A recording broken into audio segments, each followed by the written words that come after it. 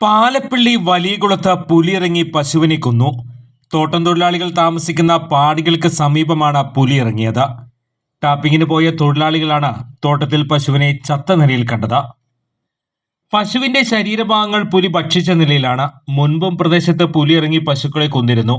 ജനവാസ മേഖലയിൽ പുലിയിറങ്ങിയതോടെ നാട്ടുകാർ ഭീതിയിലാണ്. 2 മാസം മുൻപ് കുണ്ടായി ചൊക്കന റോഡിൽ കാർ യാത്രക്കാർ പുലിയെ കണ്ടിരുന്നു. പാലപ്പള്ളി പ്രദേശങ്ങളിൽ പുലി ഇറങ്ങുന്നത് പതിവായിട്ടും പുലിയെ പിടികൂടുന്നതിനുള്ള കൂട് സ്ഥാപിക്കാൻ അധികൃതർ ഇതുവരെ തയ്യാറായിട്ടില്ല. നാട്ടുകാരുടെ നിരന്തരമായ പരാതിയെ തുടർന്ന് റബ്ബർ എസ്റ്റേറ്റുകളിൽ പുലിയെ കണ്ടെത്താൻ ക്യാമറകൾ സ്ഥാപിച്ചത് മാത്രമാണ് അധികൃതരുടെ ഭാഗത്തുനിന്നുണ്ടായ ഏക നടപടി.